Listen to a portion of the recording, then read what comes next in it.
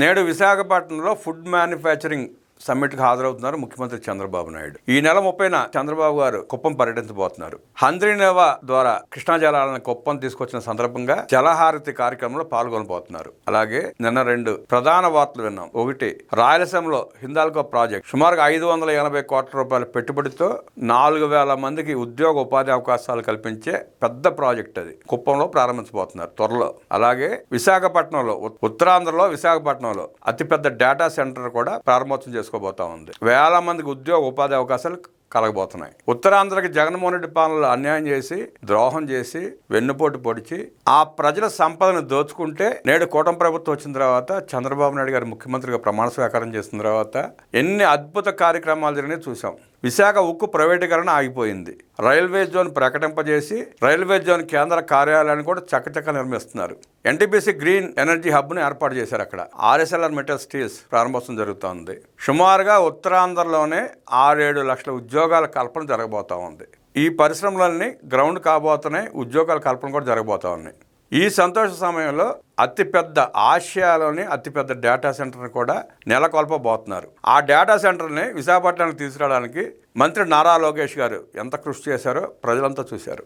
నారా లోకేష్ గారి సంకల్పం, ఆయన పట్టుదల, ఆయన శ్రమే డేటా సెంటర్ విశాఖపట్నం రావడానికి గల కారణం. కూటమి ప్రభుత్వం వచ్చిన తర్వాత ఉత్తరాంధ్ర, అటు రాయలసీమ, ఇటు కోస్తాంధ్ర ఎలా చకచక అభివృద్ధి చెందుతుందో చూస్తున్నాం. జగన్మోహన్ రెడ్డి పరిపాలనలో దోచుకోవడం ఏకైక పనిగా పెట్టుకుని లక్షల కోట్లు దోచుకుంటే, పరిశ్రమలు తరిమేస్తే చంద్రబాబు నాయుడు గారు ముఖ్యమంత్రి అయిన తర్వాత పెద్ద పెద్ద భారీ ప్రాజెక్టులు రాష్ట్రానికి తరలి వస్తున్నాయి. లక్షల ఉద్యోగాల కల్పన జరుగుతూ ఉంది. జగన్మోహన్ రెడ్డి ఏమో కోర్టులు, కేసులు, బెయిల్ అంటూ తిరుగుతున్నాడు. చంద్రబాబు నాయుడు గారు, లోకేష్ గారు ఏమో పరిశ్రమలు, ఉద్యోగాల కల్పన, నా రాష్ట్రం అభివృద్ధి బాగు అంటూ తిరుగుతున్నారు. ఇక్కడ స్పష్టం, కూటమి ప్రభుత్వానికి జగన్మోహన్ రెడ్డి గత పాలనకి స్పష్టమైన గీత గీసి ఉంది. జగన్మోహన్ రెడ్డి పరిపాలనలో ఆయనతో పాటు భాగస్వాములైన వాళ్ళంతా మంత్రులు, ఐఏఎస్లు, ఐపీఎస్లు జైలు పాలై కోర్టు చుట్టూ తిరుగుతూ ఉంటే, కూటమి ప్రభుత్వంలోని ఐఏఎస్లు, ఐపీఎస్లు, మంత్రులు, ఎమ్మెల్యేలు, ముఖ్యమంత్రి, ఉప ముఖ్యమంత్రి అభివృద్ధి, సంక్షేమం, పరిశ్రమలు అంటూ తిరుగుతున్నారు. మన చేతుల్లోని ప్రధాన వార్తలు ఒకసారి చూస్తే, విశాఖలో గూగుల్ ఆసియాలోనే అతిపెద్ద డేటా సెంటర్ పట్టుదలతో సాధించిన మంత్రి లోకేష్. $6 బిలియన్ పెట్టుబడి, అధికారిక ప్రకటన విడుదల. రాష్ట్ర అభివృద్ధిలో గేమ్ చేంజర్. డిజిటల్ ఆంధ్రప్రదేశ్ దిశగా కీలక ముందడుగు. అంతర్జాతీయ ఐటీ రంగంలో విశాఖకు కీలక గుర్తింపు. మంత్రి లోకేష్ ఆలోచనలకు అనుగుణంగా Visakha data city. Fast track లో పారిశ్రామిక ప్రాజెక్టులు వస్తున్నాయన్నారు ముఖ్యమంత్రి చంద్రబాబు నాయుడు. గ్రౌండింగ్ వేగంగా జరిగేలా చర్యలు తీసుకోవాలి. ఏరోస్పేస్, ఐటీ, ఇంధనం, ఫుడ్ ప్రాసెసింగ్, ఎంఎస్ఎంఈ రంగాల్లో పెట్టుబడులు. 53,922 కోట్ల రూపాయల మేర పెట్టుబడులకు ఎస్ఐపిబి ఆమోదం. ఈ ప్రాజెక్టులతో 83,447 మందికి ఉద్యోగ ఉపాధి అవకాశాలు కలగబోతున్నాయి. నవంబర్ 15లోగా ఎంఎస్ఎంఈ పార్కుల ఏర్పాటు. బిజినెస్ సెంటర్ల తరహాలో పారిశ్రామిక పార్కులతో ఏకో సిస్టమ్. అధికారులకు ముఖ్యమంత్రి చంద్రబాబు దిశానిర్దేశం.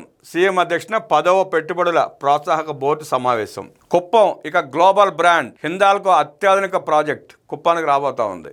ఐఫోన్ విడిభాగాల తయారీ చేయబోతా ఉంది హిందాల్కో. కుప్పం కేంద్రంగా ఐఫోన్ విడిభాగాల తయారీ పరిశ్రమ హిందాల్కో ప్రాజెక్ట్. ప్రపంచవ్యాప్తంగా ఉన్న ఐఫోన్ కి విడిభాగాలు కుప్పం నుంచే ఎక్స్పోర్ట్ కాబోతున్నాయి త్వరలో. సీఎం చంద్రబాబు నాయుడు గారి దక్షతకు ఇది నిరసనం. ఆ కుప్పానికి కృష్ణా జలాలు తరలించిన చంద్రబాబు నాయుడు గారు సుమారుగా 650 కిలోమీటర్లు కృష్ణానదిని పారించి కుప్పంలో ఆఖరి ఆయకట్టు వరకు కృష్ణా జలాలను పారిస్తున్నారు ఆయన. ఆ శుభవార్త విన్న వెంటనే హిందాల్కో ప్రాజెక్ట్ కుప్పానికి అన్న వార్త కూడా ఆ కుప్పం ప్రజల్ని, రాయలసీమ వాసుల్ని సంతోషంతో ముంచెత్తింది. ఎలా అయితే కృష్ణా జలాల్లో పడి పిల్లలు ఆడుకున్నారో, రేపు హిందాల్కో ప్రాజెక్ట్ వచ్చిన తర్వాత కూడా యువత అదే తరహాలో కేరంతలు కొట్టబోతున్నారు. ఉల్లి రైతుకు మేలు. క్వింటాల్కు 1200 రూపాయలు చెల్లించి ప్రభుత్వమే కొనబోతా ఉంది. నిన్న ఉదయమే చంద్రబాబు నాయుడు గారు నిర్ణయం తీసుకున్నారు. ఈ నిర్ణయం తీసుకున్నారని తెలిసిన తర్వాత వైఎస్ఆర్ కాంగ్రెస్ పార్టీ అక్కం బొక్క నాయకుడు ఒకడు బయటకు వచ్చి ఉల్లి రైతులు కంట కన్నీరు అంటూ రక్త కన్నీరు కాచాడు. వాళ్ళకి తెలుసు చంద్రబాబు నాయుడు గారు ప్రకటించారు 1200 రూపాయలకి ప్రభుత్వం కొనబోతా ఉందని తెలిసే ఏదో తమ ఘనతగా చెప్పుకునే ప్రయత్నం చేయడం కోసం ఇంకో బుడబొక్కలాడు వచ్చాడు బయటికి. ఉల్లి ఉల్లి అంటూ, ఉల్లేంద్రా నీ లొల్లేంద్రా బాబు అంటూ చంద్రబాబు నాయుడు గారు పొద్దునే ప్రకటించారని చెప్పి ఆ ఉల్లి రైతులు ఎడా పెడా చెడమడ తిట్టారు ఆ నాయకుడిని.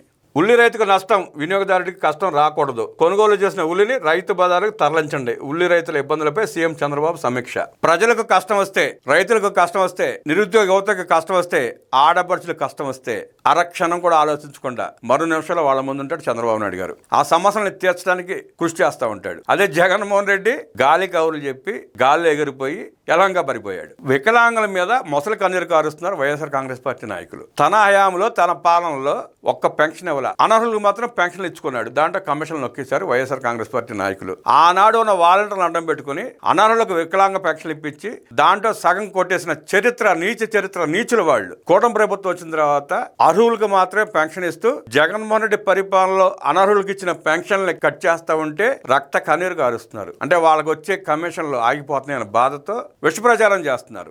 అది వాస్తవం కాదు. ప్రతి వికలాంగుడికి రాష్ట్రంలో పెన్షన్ వస్తుంది. ఏదైనా ఒకరిద్దరు రాకపోతే ఆ స్థానిక గ్రామ సచివాలయంలో సంప్రదిస్తే ఇమీడియట్ గా పునరుద్ధరణ అవుతుంది. లేదంటే కొత్త పెన్షన్ రాంచుకునే అవకాశం కూడా ఉంది. అర్హులైన ఏ దివ్యాంగుడికి కూడా పెన్షన్ లేకుండా నిరుత్సాహపరచకుండా పెన్షన్ ఇవ్వాలని సీఎం కఠినంగా ఆదేశించారు అధికారులని. అలాంటి పెన్షన్ మీద పడి ఏడుస్తున్నారు వైఎస్ఆర్ కాంగ్రెస్ పార్టీ నాయకులు. 2024 ఎన్నికల్లో జగన్ అబద్ధపు ప్రచారాలకు 46 మంది వృద్ధులు బలయ్యారు. అర్హత ఉన్న ఏ ఒక్క దివ్యాంగుని పెన్షన్ రద్దు కాదని హామీ ఇచ్చారు చంద్రబాబు నాయుడు. జగన్ పాలనలోనే 6 లక్షల పెన్షన్లు తొలగించారు. జగన్మోహన్ రెడ్డి 5 ఏళ్ల పాలనలో 6 లక్షల పెన్షన్ తొలగించాడు. స్కూటర్ ఉందని పెన్షన్ ఎత్తేశాడు, ఫ్యాన్ ఉందని పెన్షన్ ఎత్తేశాడు, ఫ్రిడ్జ్ ఉందని చెప్పి పెన్షన్ ఎత్తేశాడు, టీవీ ఉందని పెన్షన్ కట్ చేశాడు. ఆఖరికి జీవనోపాధి కోసం 4 చక్రాల కారు ఉంటే ఆ కారు డ్రైవ్ చేసుకుని సంపాదించుకున్న డబ్బులతో ఇంట్లో వాళ్ళని పోషించుకునే ఆ పరిస్థితిని కూడా విస్మరించి కారు ఉందని చెప్పి కూడా పెన్షన్ కట్ చేశాడు దుర్మార్గుడు జగన్మోహన్ రెడ్డి. అర్హత లేని వారికి పెన్షన్ ఇచ్చిన అర్హులైన దివ్యాంగులు నోరు కొట్టిన జగన్ ముఠ. అర్హులకేమో పెన్షన్ కొట్టాడు, అనర్హులకేమో అదే ఇందాక చెప్పుకున్నట్టు వాలంటీర్లను అడ్డం పెట్టుకుని వాలంటీర్ల చేత దొంగ సర్టిఫికేట్లు పుట్టించి పెన్షన్లు రాంచి ఆ పెన్షన్లో వాలంటీర్ల వాటా, నాయకుల వాటా, ఎమ్మెల్యేకు వాటా. అలాంటి సన్నాసుల దుర్మార్గులు ఇవాళ పెన్షన్ గురించి మాట్లాడుతున్నారు. అది పరిస్థితి. పెన్షన్లకు జగన్ 84,000 కోట్లు ఇవ్వగా చంద్రన్న రెట్టింపు చేసి 1,70,000 కోట్లు ఇస్తున్నారు. జగన్మోహన్ రెడ్డి 5 ఏళ్ల పాలనలో ఇచ్చింది 84,000 కోట్ల రూపాయలు మాత్రమే. దాంట్లో కూడా ఇప్పుడు మనం చెప్పుకున్నట్టు వాలంటీర్లను అడ్డం పెట్టుకుని ఎన్ని వేల కోట్లు దోచేశారో తెలియదు. ఇవాళ కూటమి ప్రభుత్వం వచ్చిన తర్వాత చంద్రబాబు నాయుడు గారు ముఖ్యమంత్రిగా ప్రమాణ స్వీకారం చేసిన తర్వాత అర్హత ఉన్న ప్రతి వ్యక్తికి పెన్షన్ ఇవ్వాలి. పెన్షన్ ఇస్తున్నారు. దానికోసం 1,70,000 కోట్ల రూపాయలు ఖర్చు పెడతారు, కేటాయించారు కూడా. వైసీపీ చేస్తున్న అబద్ధపు ప్రచారాన్ని ఆ వికలాంగులే, దివ్యాంగులే తిప్పికొడుతూ చాచి కొడుతున్న సిగ్గుమాలిన మాటలు మాట్లాడుతున్నారు వాళ్ళు. ఇంకా రాష్ట్రంలో ఉన్న ప్రతి పెన్షన్దారుడికి తెలుసు జగన్మోహన్ రెడ్డి పరిపాలనలో వాళ్ళు చేసిన అరాచకాలు, దోపిడీలు, దారుణాలు. పెన్షన్ అని చెప్పి పెన్షన్ ఇచ్చి దాంట్లో ఎంత కమిషన్ నొక్కారో తెలుసు. ఒక నెల పెన్షన్ ఎగ్గొట్టిన పరిస్థితి కూడా తెలుసు. అలాంటి అక్రమాలన్నీ చేసి, దుర్మార్గాలన్నీ చేసి, దోచుకుందంతా దోచుకుని ఇవాళ నంగి మాటలతో దొంగ ఏడుపులు ఏడుస్తూ ఇంకా ప్రజలు మోసం చేసే ప్రయత్నం చేస్తున్నారు. వైఎస్ఆర్ కాంగ్రెస్ పార్టీ నాయకులు ఏడవాల్సింది ప్రజల కోసం కాదు, అరెస్ట్ కాబోతున్న జగన్మోహన్ రెడ్డి కోసం. మీ పరిపాలనలో దోచుకుని, దాచుకుని, దారుణాలు చేసి మీ అందరికీ శటకోపం పెట్టి, పంగనామాలు పెట్టి పారిపోతున్న జగన్మోహన్ రెడ్డి చూసి ఏడవండి. ఆ ఏడుపు మానేసి ఏడుపు ఎందుకురా బాబు మీకు అని చెప్పి ప్రజలు తిడుతున్నారు. రాష్ట్రంలో అర్హులైన ప్రతి వ్యక్తి పెన్షన్ పొందవచ్చు, పెన్షన్ పొందే అవకాశం ఉంది. కూటమి ప్రభుత్వంలో ఏ ఒక్క నిరుపేద కూడా పెన్షన్ రాలేదనో, దివ్యాంగ పెన్షన్ రాలేదనో బాధపడకూడదు. ప్రతి అర్హుడికి, అర్హులైన వారికి పెన్షన్ ఇచ్చి తీరాస్తుందని చెప్పి ముఖ్యమంత్రి చంద్రబాబు నాయుడు గారు స్పష్టం చేసిన సంగతి అందరం చూసాం. అధికారులకు కూడా దిశానిర్దేశం చేశారు. ఆ రకంగా ప్రతి వ్యక్తికి పెన్షన్ చేయాలి. పెన్షన్ రాని వ్యక్తులు ఎవరుంటే స్థానిక సచివాలయంలో నమోదు చేసుకున్న వారికి చెప్పిన మీకు వెంటనే పెన్షన్ అందించే కార్యక్రమాన్ని ఏర్పాటు చేస్తారు.